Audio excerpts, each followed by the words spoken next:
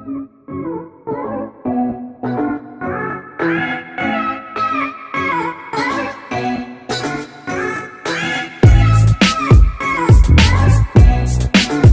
finally exam time and we guys need to prepare everything in a short span of time और बाकी चीज़ों को बाद में डिस्कस करेंगे. फर्स्ट हम क्लियर करेंगे कि MEG 5 को आप लोगों ने कैसे प्रिपेयर करना है. How you guys need to prepare MEG 5 in a short span of time. The first thing that you guys need to clear that you need to divide the complete paper into blocks. Yes, the blocks. And then the certain important question or the most expected question that I'm going to tell you in this particular video जो आपको clear करना है. अब कैसे करेंगे, करने का तरीका क्या होने वाला है, कौन कौन से कॉन्सेप्ट को हमें क्लियर करना है. And there are certain question by the students कि सर इतने सारे questions, how can we do all these question in a short span of time.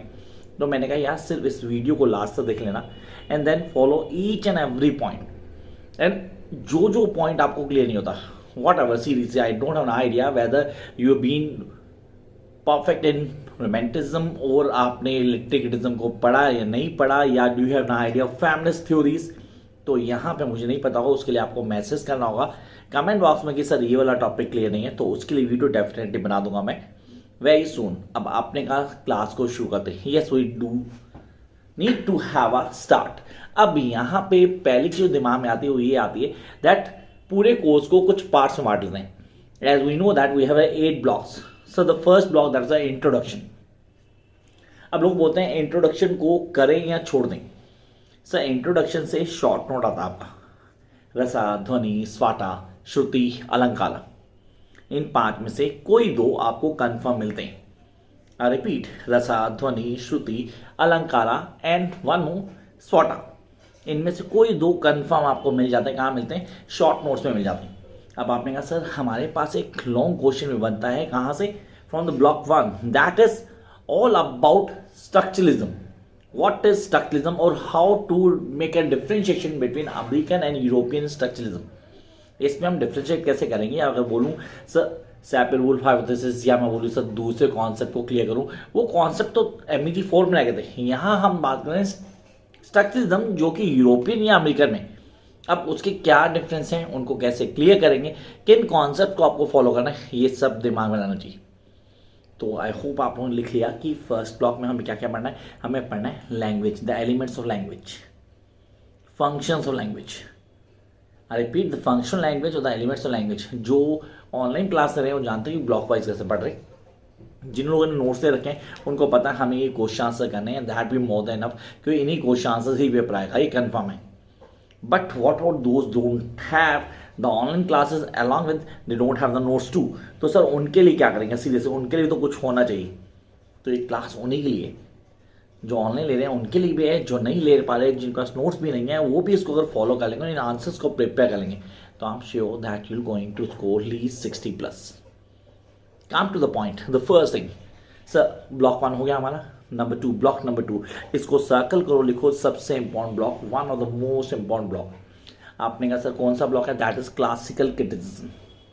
Classical criticism, when somebody talks about classical criticism we do have a thought in mind, it's all about Plato and Aristotle. Yes, this is all about Plato and Aristotle. अब इन दोनों को कैसे study करना बड़ा question दिमाग में आता है कि इन दोनों को कैसे स्टडी करेंगे, क्या होगा प्रोसीजर जिसको फॉलोअप करना है with plan. Yes, with a distinct plan कि यार इसको बड़े आराम से समझ सकते हैं. मैंने प्लेटो की बात की तो मेरे पास क्वेश्चन आता है दिमाग में, explain the 6 elements of tragedy according to Aristotle. Now please write down this. मैं साथ में बोलता रहूँगा, मुझे याद नहीं रहेगा कि किस ब्लॉक को कौन सा क्वेश्चन बिलोंग करता है, क्योंकि अगर इतना डिफाइन करूँ आपको वो टाइम हो जाएगा.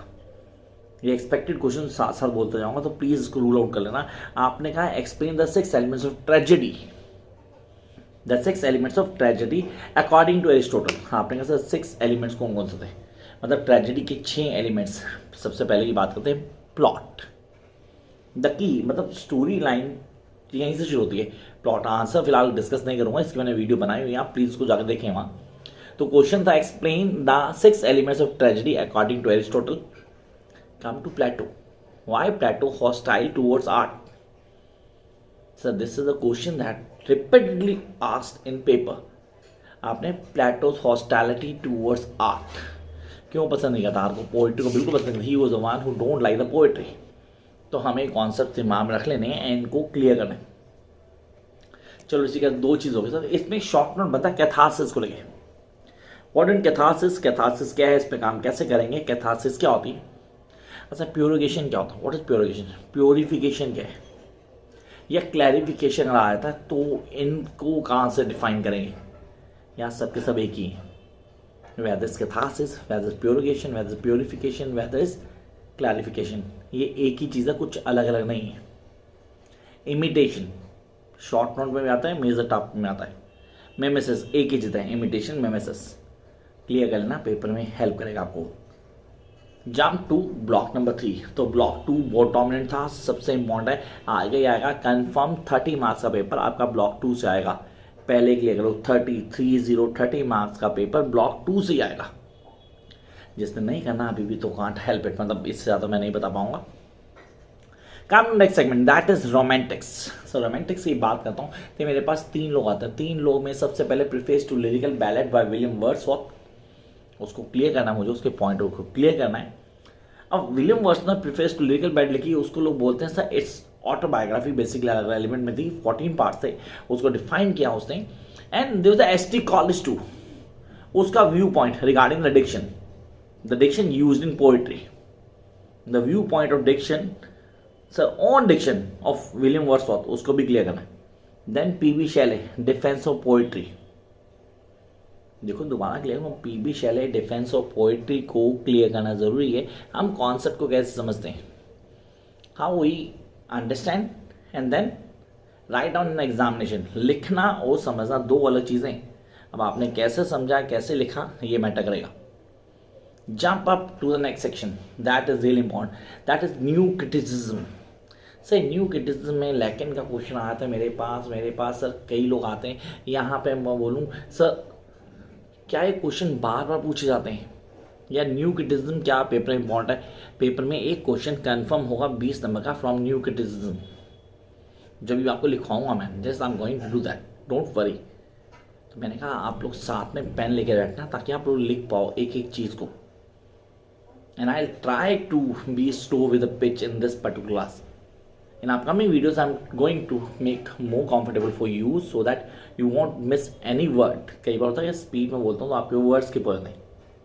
मैं आने ही जाऊँगा, बहुत आराम से बोलने की कोशिश कर रहा हूँ, तो आप इसको फॉलो करो। जो समझना है कमेंट बॉक्स में बोलो कि सर ये स्किप हो गया यार, ये समझ नहीं आया।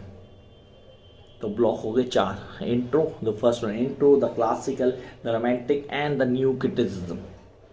Come up to the 5th one, the most important. Seriously, the most important as per the examination says. Marxist view of literature. So Marxist. It's called base and superstructure. The base and superstructure, the difference between rich and poor. How to define it. Social norms, society. Marxism. Actually, इसका कोई relation है ही नहीं literature से. There is no relation of Marxism with the literature क्योंकि ये तो एक अलग ही segment को क्रॉस कर रहा है। सर डिफरेंट सेगमेंट से आ रहा है, उस सेगमेंट हमें क्लियर करना है, उसके कॉन्सेप्ट को क्लियर करना है, किन चीज़ को फॉलो किया गया, एक एक चीज़ को बता रहा है। तो मार्क्सिज्म पे क्वेश्चन कंफर्म 20 नंबर का बनेगा 100% गाइस। मेक श्योर कि आप लोग ऑन टिप कर लेंगे उसे। Come up to the next section that is feminism, feminist theories. Feminist theories the roots of one on by Virginia Woolf. Sir ये इंपॉर्टेंट था, सीरियस मुझे इसको करना था। Then the second sex, second sex is something very important. English on second year में ही पढ़ा था आपने second sex. And then we do have the vindication life of woman. Oh we can say that यहाँ पे feminism को highlight करता है, कॉन्सेप्ट्स को बताता है, हमें एक एक चीज़ को क्लियर करना है, कौन से पॉइंट क्लियर होते हैं, किसको समझ नहीं पाया हमें उस पर ध्यान देना होगा। तो फेमिनिज्म। अब इसके बाद के जो 2 ब्लॉक्स हैं उन पर ज़्यादा ध्यान देने की जरूरत नहीं है, सीरियसली नहीं है। हम पहले 5 ब्लॉक्स में ना ग्रिप कर लेते हैं, मतलब 2nd, 3rd, 4th, 5th और 6th। अगर ये 5 ब्लॉक्स आपने ऑन टिप क्यों हैं लिख के देना गाइस। अगर आपने block number 2 to block number 6 on tip क्यों है, you know the 90% of examination question, seriously 90%। 10% फर्क नहीं पड़ता, पेपर तो हमारा 60-70% में पूरा कंप्लीट होता है कि वो 60% प्रिपरेशन के उसमें हम 5 क्वेश्चन करके आएंगे और क्लियर भी होंगे। Choice yours. Come to block number 7, that is deconstruction. Deconstruction is the midnight children. Modernist test है उसको कमेंट करना है आपने, लिटरेरी क्रिटिसिज्म है उसका यार, उसको डिफाइन करना है अपने व्यू पॉइंट्स में. We can add the waiting for God in it, कुछ गलत नहीं है वो ऐड कर सकते हो. And then jump up to the last block, that is contemporary literature O theory, literary theory, contemporary literary theory. Sir इसमें लैकन का point of view, psycho analysis clear करेंगे. Sir ego, it, super ego के concept को समझेंगे. ये तो sir psychology पे चले गए हम, लिटरेचर से साइकोलॉजी जंप किया. जैसे मार्क्सिज्म हमने ना सोसाइटी से पॉलिटिकल पे चले गए लिटरेचर से, सेम यहाँ पे हम साइकोलॉजी पे चले जाते हैं. ब्लॉक 8 पेपर के मॉडल से बिल्कुल इम्पॉर्टेंट नहीं है, कोई फर्क नहीं पड़ रहा अगर आप पहले में काम करोगे तो. मॉडर्न पोस्ट लिटरेचर को ध्यान देंगे, ये इंपॉर्टेंट होगा. अब आते हैं किस पे, question answers. Yes, time to discuss the question answers. तो इसको डिस्कस कर लेना series. This is really important that we need to understand the question answers. Right on the first one मेरे ख्याल से मैं बता चुका था आप लोगों को, आप लोगों ने लिख भी लिया होगा. I am sharing my question answer, most expected question answer जो आपको ऑन पहुंची. तो पहला क्वेश्चन मैंने बताया था किसका, सर ट्रेजेडी ऑफ एरिस्टोटल. उसके पॉइंट्स पर आते हैं. Come next one, what is the reason for Plato hostility towards art, ये भी मैं बता चुका आप लोगों को. तो फर्स्ट 2 क्वेश्चन तो आप लोग ऑन टिप कर चुके हो, लिख भी चुके हो. इसकी दोनों की वीडियोस भी मैंने डाली हुई है एक्सप्लेनेशन के साथ. देन शॉर्ट नोट्स में ट्रेजिक हीरो या ट्रेजिक फॉलिंग. अरे पे ट्रेजिक फॉलिंग को क्लियर कर लेना सर. ऑडिपस ट्रेजिक फॉलिंग में आता है, मेजर कैरेक्टर है. ऑथेलो हो गया, हैमलेट हो गया, ये बहुत मेजर कैरेक्टर्स हैं जो हमें ऑन टिप पहुंची. They will be in the master of it, we can give the answer in a perfect sense and get maximum marks. Time to jump to the next part. मतलब ये तो हो गया कौन से, सही हो गया सेकंड ब्लॉक हमारा कौन सा था, क्लासिकल क्रिटिसिज्म. उसके बाद हम किस पे आए थे, हम आए थे रोमांटिक्स पे. रोमांटिक पे क्वेश्चन था briefly outline Wordsworth theory of poetry addiction. Wordsworth theory of poetry addiction, romantic criticism. Yes, poetry addiction उसको क्लियर करना है with a special reference to lyrical ballad, preface to lyrical ballad. I hope आप लोगों ने clear कर लिया था. And mention ये पेपर में बहुत इंपॉर्टेंट है, इसको आपको ऑन टिप करना है. Then jump up to the next question जो मैंने डिस्कस किया है, कौन सा, the role does P B. Shelley assign to the poets in 19th century when he talks about defence of poetry. Yes, he was talking about defence of poetry. वहां उसने role sign किए थे पोएट्स को, कि पोएट्स क्या करेंगे, क्या करना चाहिए, what they do and how they make the literature और the poetry different from all the test. चलो sir, come to next one. This is really important one. ये क्वेश्चन बार बार रिपीटली पूछा जाएगा आपसे. What role do, I repeat, what role do spontaneity, emotion and personality, what role do spontaneity, emotion and personality have in Wordsworth theory of poetry. उसकी theory of poetry में ये words का क्या रोल है. So I need to clear spontaneity, emotion and theory. चलो jump up to the next block, that is new criticism. आपने कहा classical हो गया हमारा, रोमांटिक्स भी हो गया. We jump to new criticism. Sir इसमें features of new criticism. Yes, we need to clear the features of new criticism. बहुत इंपॉर्टेंट है पेपर में, कैसे क्लियर करेंगे इसकी वीडियो मैंने डाली हुई है, प्लीज उसको देखना ना भूलें. This really important. अब आपने कहा सर इसको कैसे क्लियर करना है, कॉन्सेप्ट क्या होगा, किन चीज़ों लेके चलेंगे, फॉलोअप क्या करेंगे, सारी चीज़ें दिमाग में आती हैं. एक क्वेश्चन और डाल देते हैं जैसे, what role does Eliot mean by disassociation, dissociation of sensibility. I am repeating the question guys. What role does Eliot, what does Eliot mean by dissociation of the sensibility with respect to the 17th century ethos. अब ethos and mythos ये concept paper के point से short note में बहुत important है. ethos and mythos दोनों short note में define किए हैं, आप उसको जरूर करें. Jump up next segment, that is critically examine the role of ideology, the role of ideology in literary production following Marxist critical theory. Sir जंप करके सर मार्क्सिस्ट पे क्रिटिक पे जंप कर गए हमने न्यू क्रिटिसिज्म को वहां साइड छोड़ा and will come to Marxist. The question is critically examine the role of this ideology. I repeat, critically examine the role of ideology in literary production following the Marxist critical theory. ठीक है, Marxist critical theory क्या है, उसको कैसे clear करेंगे, उसको define किए. Jump up next question, what is mean by the intentional fallacy. ये तो सर शॉर्ट नोट में आता है, फुल फ्लैश क्वेश्चन भी आ सकता है इसका, तो हमें प्रिपेयर होना चाहिए इसके लिए.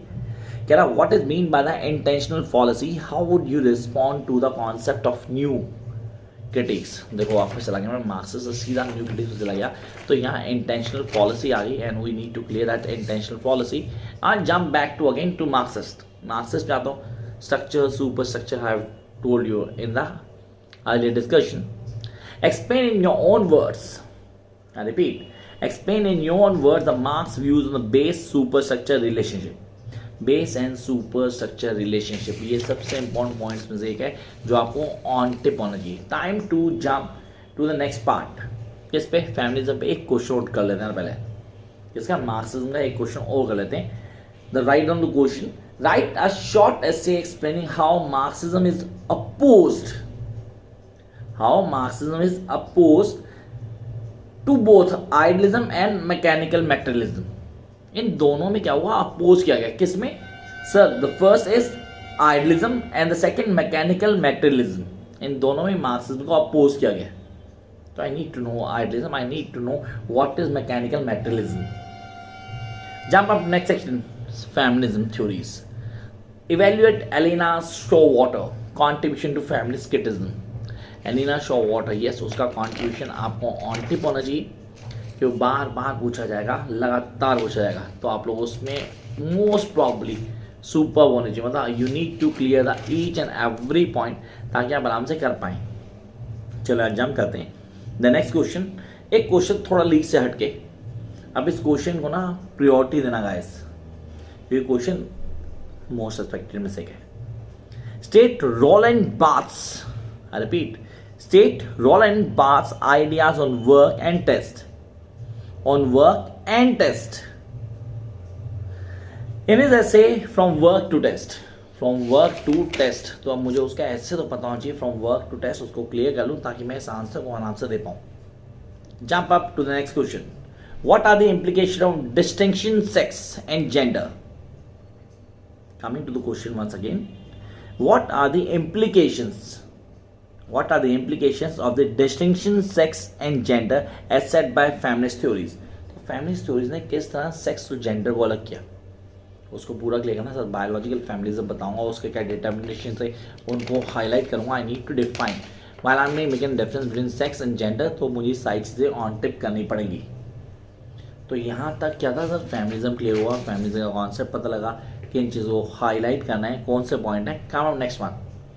Evaluate Virginia Woolf as feminist critic. Virginia Woolf, yes, the big name. Rules of One Song, ये आपको ऑन टिप होना चाहिए, क्योंकि यहाँ ये चीज़ें बहुत ज़्यादा मैटर करती हैं कि आप क्या कर रहे हैं, करने का तरीका क्या है, किन कॉन्सेप्ट को फॉलो करेंगे, ये सारी बातें यहाँ आ रही। चलो जंप करते हैं नेक्स्ट पार्ट पे, that is D construction, block number 7। 6 block हो गया। Block 7, what is D construction? Now that's really important. What is D construction? Is deconstruction effective tool for analyzing a literary test? एक literary test को analyse करें तो क्या यहाँ पे deconstruction dominant role play करेगा? हाँ, इम्पॉर्टेंट है ये। अब वापस किस बताऊँ? फेमिनिज्म पे। फेमिनिज्म का क्वेश्चन बचता था that explain Wimsatt notion of affective fallacy. Wimsatt notion, sir Wimsatt notion of affective fallacy, तो यहाँ पे मुझे वो क्लियर होना चाहिए था, क्योंकि अगर वो क्लियर नहीं होगा तो I will not able to clear the concepts. ये तो है डेफिनेटली है, उसको क्लियर भी करना है। Next question, block number last, that is the 8। What are the major concerns of post colonial theories? Post colonial theories क्या हैं? सिर्फ तो 7 में काउंट कर सकते हैं, डीकंस्ट्रक्शन के साथ जोड़ देंगे, कोई फर्क नहीं पड़ेगा। तो पोस्ट कॉलोनियल थ्योरीज को कॉन्सेप्ट क्लियर करना हमें। Then we have the next question, that is discuss critically seminal issues. Discuss critically the seminal issues that post colonial theories addresses. जो पोस्ट कॉलोनियल थ्योरीज एड्रेस करती है वो आपको बताने। And then बहुत ज़्यादा नहीं, सिर्फ गिनती के 2-4 क्वेश्चन और उसके बाद आएंगे सिर्फ शॉर्ट नोट के ऊपर। Come to the very last question, discuss Lacan's main contribution to critical theory. Lacan's main contribution to critical theory. Time to discuss the short notes. Yes, short notes को on tip करना है, चीज़ें समझनी है, एक एक चीज़ हमें ऑन टिप होनी चाहिए। सर कितने क्वेश्चन हुए चेक करना, हार्डली 20 होंगे, हार्डली। एंड 20 यार डोंट थिंक कि यार बहुत ज़्यादा है। Come to short notes, the very first linguistic science. Linguistic science किसको बोलते हैं? कोई भी एक ऐसा वर्ड, एक लैंग्वेज, एक यूनिट ऑफ लैंग्वेज जिसको मैं मॉर्फोन बोलूँ, वर्ड बोलूँ, फ्रेज बोलूँ, सेंटेंस बोलूँ, जो कि यूज़ करते हैं डेजिग्नेट किसी एक चीज़ को, रियलिटी को डिफाइन करने में, हम बोलते हैं वो लिंग्विस्टिक साइंस कहलाता है। लैंग्वेज बनी लिंग्विस्टिक साइंस है। अब यहाँ पे सेस्योर का कॉन्सेप्ट आपको ऑन टिप होना चाहिए। नंबर 2, गायनो टेस्ट, GYNO, गायनो टेस्ट। तो व्हाट इज गायनो टेस्ट? मतलब एक राइटिंग जो वुमेन की अथॉरिटी को डिफाइन कर दी, the writing that define the authority of women in literature, उसको बोलते हैं गायनो टेस्ट। अब आप लोग इस पे कैसे काम करेंगे, इसके कॉन्सेप्ट को कैसे क्लियर करना है, या वुमेन के स्ट्रगल को डिफाइन करता है, उसकी आइडेंटिटी को बताता है, उसकी सोशल कंस्ट्रक्शन को हाईलाइट करता है। Yes, it's all been defined this, ये सब वही बता रहा है, इसके अलावा कुछ भी नहीं था। काम next one, the communication chain. ये तो सर आपने कम्युनिकेशन उठा लिया, मतलब मैनेजमेंट का टॉपिक उठा लिया, और हमें लग रहा है ऐसा नहीं पा रहा है। Next one, purgation. What is purgation? मतलब there is lot question that comes in mind. Purgation, याद आपको प्योरुगेशन मैंने बताया था अभी थोड़ा टाइम पहले, कैथारसिस। यस, कैथारसिस इज प्योरुगेशन, कुछ अलग नहीं था। आपने कहा अरिस्टोटल डिफाइन किया था ट्रेजेडी को, जिसमें वो बोलता था कि it is a mixture of good and bad qualities, the mixture of good and bad quality where the suffer falls on perspective of the advice, effect of catharsis, pity and fear. खाली pity होगी तो मज़ा नहीं आएगा, और fear होगा तो bore हो जाएगा। लेकिन जब मैं पिटी और फियर दोनों को मिला देता हूँ और जो मिक्सचर बनता है, that is known as catharsis, जिसको बोलते हैं purgation. Next one really important है, पेपर पॉइंट से आपने कहाँ पढ़ा मुझे बताएंगे, कमेंट बॉक्स में वेट करूँगा मैं। That is free play of science. What do mean of free play of science? कोई बता दो, फ्री प्ले ऑफ साइंस कहाँ पढ़ा हमने? फ्री प्ले ऑफ साइंस मिला नहीं मिला यार, सोचा? अरे डीकंस्ट्रक्शन को बोलते हैं फ्री प्ले ऑफ साइंस। हम जब उसको एक दूसरे रूप में समझने की कोशिश करते हैं, from the different point of view, we discuss the same thing, that is known the free play of signs. So अगर पेपर में फ्री प्ले ऑफ साइंस होगा, आधे तो कहेंगे यार हमने तो पढ़ा ही नहीं, सर ने तो बताया नहीं। डीकंस्ट्रक्शन को ही फ्री प्ले ऑफ साइंस बोलते हैं। चलो आई होप अब समझ आ गया होगा। ध्वनि, नाट्य शास्त्र से ध्वनि आती, जो हम लोगों को इंपॉर्टेंट होनी चाहिए, पूरी तरह पता भी मुझे। रेजिस्टेंस टू थ्योरी, अब रेजिस्टेंस टू थ्योरी तो क्लियर करना जरूरी है। अब रेजिस्टेंस टू थ्योरी क्या होता है? इसमें लैंग्वेज की थ्योरी के हिसाब से लैंग्वेज होती है फिगरेटिव होती है, नॉट रेफरल। अब फिगरेटिव थ्योरी को डिटेल में पढ़ना है तो नोट्स को रीड करना, पूरा समझ में आ जाएगा। रसा, everybody know the meaning of रसा, नाट्य शास्त्र में पढ़ा है, सबसे इंपॉर्टेंट है, डोमिनेंट है। वीडियो मैंने डाली हुई है, आपने जरूर देखी होगी I hope. Signify and signified, yes I repeat, signify and signified, ये कॉन्सेप्ट आपको ऑन टिप होना चाहिए। Irony, what's the irony? IRONY सब फिगर स्पीच में आता है, हमारे पास पार्ट है आयरनी का, उसको क्लियर करना है।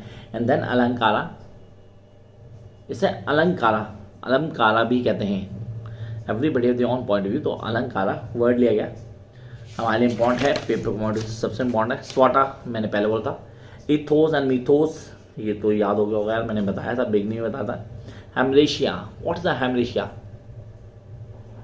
What is hamartia? Sir tragic flaw को हेमरेशिया बोलते हैं, किसी कैरेक्टर का गिरना उसे ट्रेजिक फ्लो कहते हैं।